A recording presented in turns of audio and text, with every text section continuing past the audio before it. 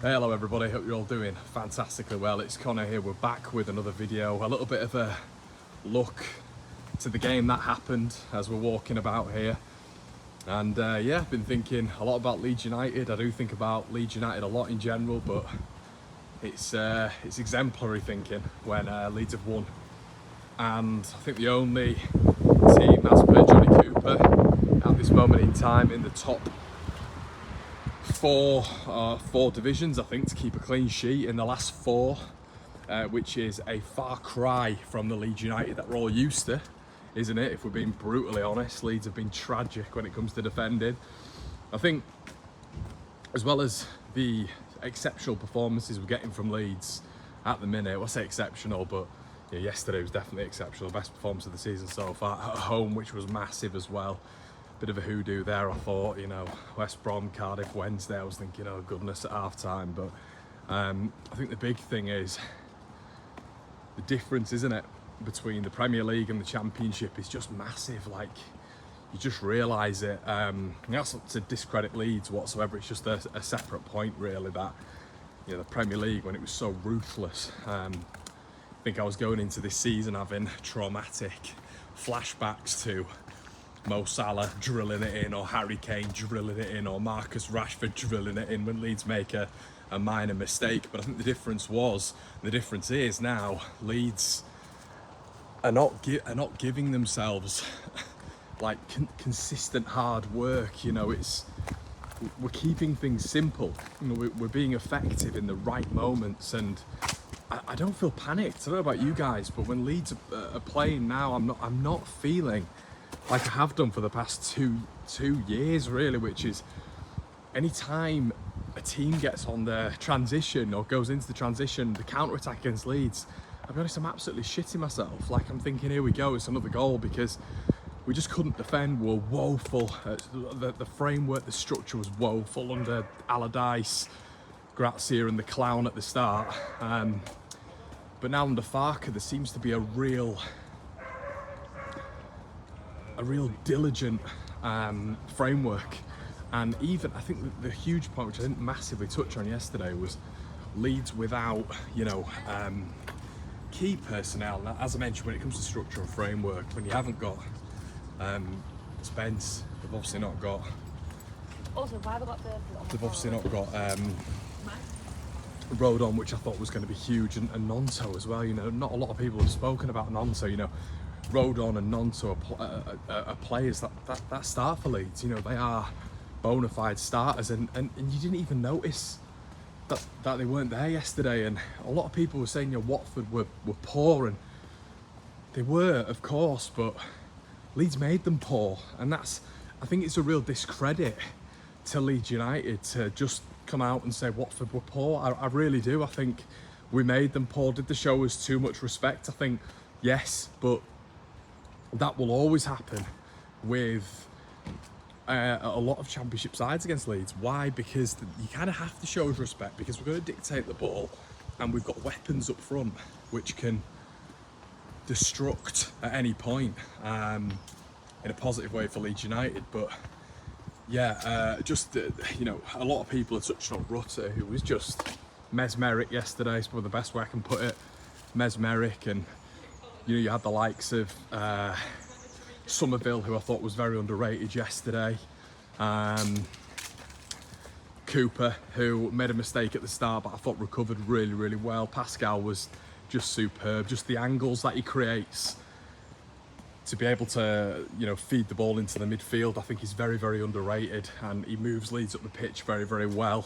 And on top of that, you know, I just wanted to give a quick shout out. We've all been talking about Ethan Ampadu, who's just top class again in this division, but I want to give a quick shout out to Glenn Kamara, who I thought, you know, coming in to a Leeds United side who are performing well, they're defending well, they're efficient in the transition going forward, and just, it's like a duck to water. He was like a duck to water, classy on the ball, left, right foot. He made a really nice incisive turn in the first half where he dropped the shoulder, moved the ball out to the right, and just class, real classy player.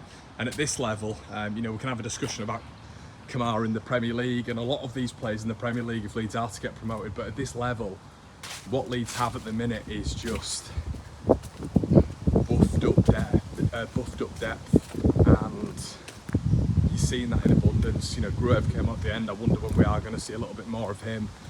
But I thought Farke's changes were brilliant in terms of giving Archie that rest. He needed it. Seen Palace's interest in him today, which is hilarious.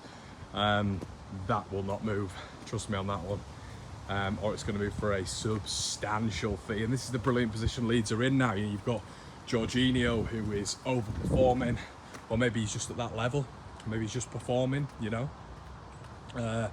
Who allegedly Leeds knocked back nearly 29 million euros for in the summer when he barely performed. Imagine what his value is going to be now. I'm not touting these players out, but I'm just talking about, you know, performances lead to higher valuations, don't they? Archie's been exceptional, Ethan's been exceptional, and suddenly you're looking at a lot of these Leeds players and thinking, you know, if you put Crysensi up there as well, you're thinking these players are worth some money now. You know, they really are, and Leeds are really performing nicely. And I'm kind of thinking, I was having a chat with someone this morning about this, and I'm,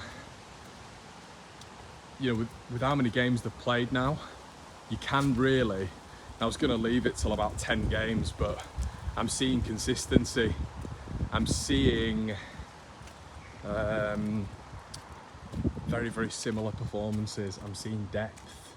And with all that comes a consideration of Leeds' final, you know, positioning when it comes to the league. And yes, is it too early? You know, a lot of people will say, Connor, look, it is too early, and you're probably right. But I think in the element of fun and, you know, that whole restructuring process, I think it's about time that, you know, you look at Leeds in maybe a different light. And at the start of the season, I said 6th, but with how I feel, even against your Ipswich and, you know, the tougher games we faced this season, you know, Watford were supposed to be a tough test. Millwall was supposed to be a tough test. There'll be no teams going down to Millwall and doing what we did to them. It just won't happen, especially with the clean sheet. You've got to look at Leeds and think, now the genuine title contenders. Farke's done an exceptional job so far. Can this continue? Well, my question was always, it can continue, but I want to see the quality and depth. I want to see if we get some big players out, how can we structure the team to perform at a high level and deliver. Now against Watford yesterday, my whole framework up here, because I knew Leeds were going to be contenders this year, but how we're able to dispatch a team like that with arguably quality-wise 3 of our best players out, you know, and you also move Sinisterra out of that, don't you, when you look at quality at the start of the season. When Leeds are able to do that, you know, with rotation, it's very, very worrying for the rest of the division. It's very, very worrying. And I think that the style of play, when Watford were trying to move into a position of hurting Leeds yesterday, I thought the press was magnificent, and I think the press has been getting better, to be honest with you. I was a little bit worried about it at the start. I didn't really know if we were going to see that, if that was going to be a real part of Farke's philosophy here at Leeds United, but it seems to really be in effect now.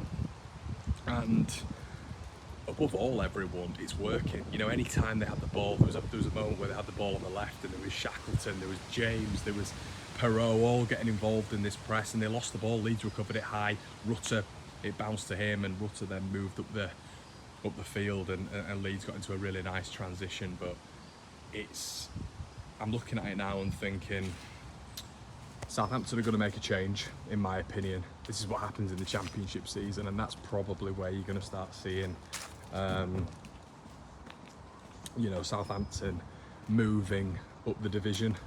Not saying that will happen immediately, but that's normally what happens, especially with a relegated side, because they've had a lot of money pumped into Southampton. We've seen that, and I think they've invested it reasonably well. Take Mason Holgate out, really, but I think they've invested it reasonably well, and I think Russell Martin's they seem to be getting transitioned on a lot. Now, when Leeds go there, I believe it's in the next couple of games. It might be the next game. I'm not sure. I'm not too sure. When Leeds play Southampton, if we go down there, they're in trouble.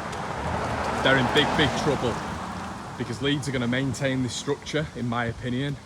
We've got to a point now where we have options, and if they're getting hurt on the transition, which is seemingly happening, they're keeping the ball a lot, which is what Martin requests of his side, and that'll be an interesting battle between Leeds and Southampton.